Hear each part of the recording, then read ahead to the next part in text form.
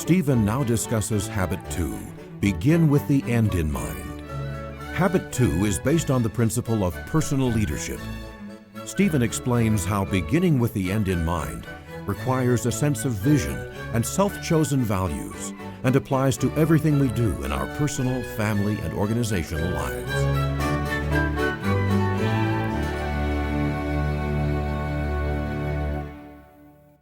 Now as we go into Habit 2, begin with the end in mind. Let me first try to put it in perspective with Habit 1. To use the computer metaphor again, Habit 1 basically says you are the programmer. Habit 2, begin with the end in mind, says write the program. You see, if you're the programmer, then write it. Don't just live some other program out that you don't feel meets your needs and your values. You decide it. You write it. Look at it this way for a moment. Habit 1 is the habit of personal vision.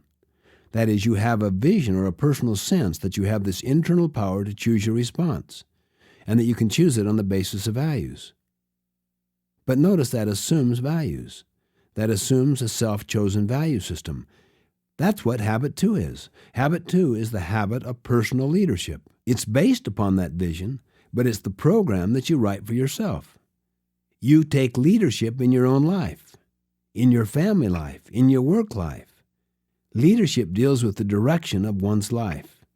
You decide your value system. Habit 2 is based on the principle of personal leadership, of purpose, of mental creation, and of mission. The opposite of Habit 2 is to do no intellectual creation, to have no sense of mission, to do no envisioning of the future, to just kind of let life happen, to go with the flow with no particular focus, to begin with no particular objective in mind. So the second habit, to begin with the end in mind, is in a sense the test of our meaning. What is our life about? What is our identity? It is not to abandon ourselves and to live out the programs that others have given to us and then blame them for how poor those programs were. An interesting thing about life is that it is always created twice. Always. You see, the first creation is an intellectual creation. The first creation is of the mind and of the spirit.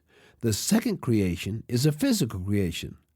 The home or office or car that you're in right now was mentally created in every detail, and the plan reduced to a blueprint before it was actually physically created.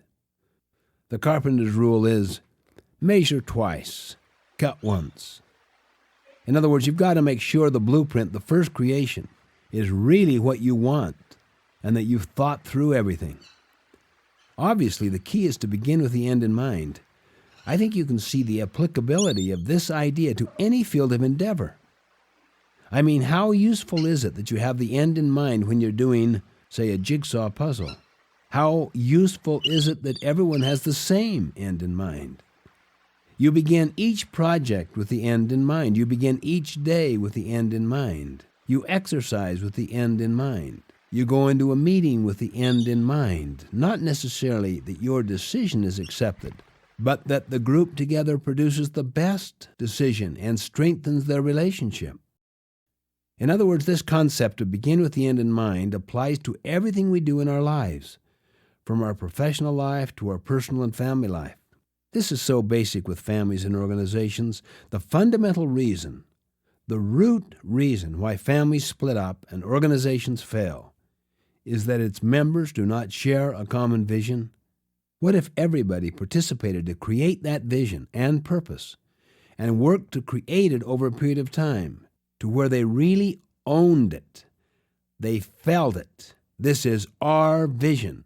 We share it together.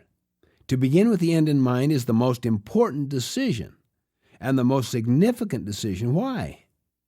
Because every other decision, large and small, will be influenced by that decision. What are the principles I want to operate my life on? What are the principles we want our family to operate on? What are the principles we want our organization to operate on? You see, you're deciding what are the things that are truly important. This is a very fundamental principle, so that you have a continuing sense of guidance in your life. Then you don't end up climbing that proverbial ladder that is leaning against the wrong wall.